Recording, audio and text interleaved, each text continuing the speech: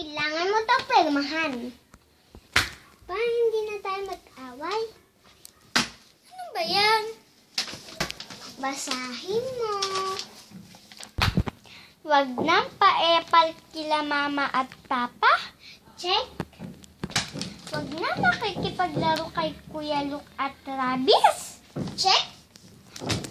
Wag na lumabas ng kwarto para hindi ko makita yung mukha mo. Check.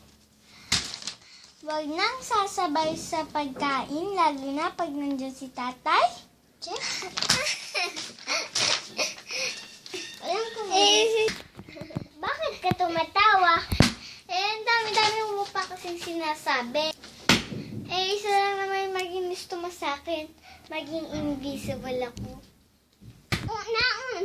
Pirmahan mo na kasi. Sige, pipirmahan ko to. Pero dahil bata pa ako, ipapabasa ko muna to sa abogado ko. Sosyal ka ha? May abogado ka? Oo, may abogado ako. Si Attorney Maristela. Isusambang mo ako kay Papa? Hindi po. Ipapabasa ko sa kanya to. Pero, tapos, pag okay na sa kanya, pipirmahan ko to. Akin na nga yan. Baka gamitin mo pa to sa ebidensya para sa Papa ko.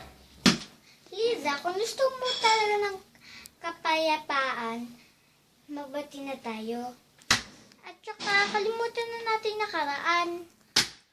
Tapos, isa na lang yung isipin natin na magkapatid tayo.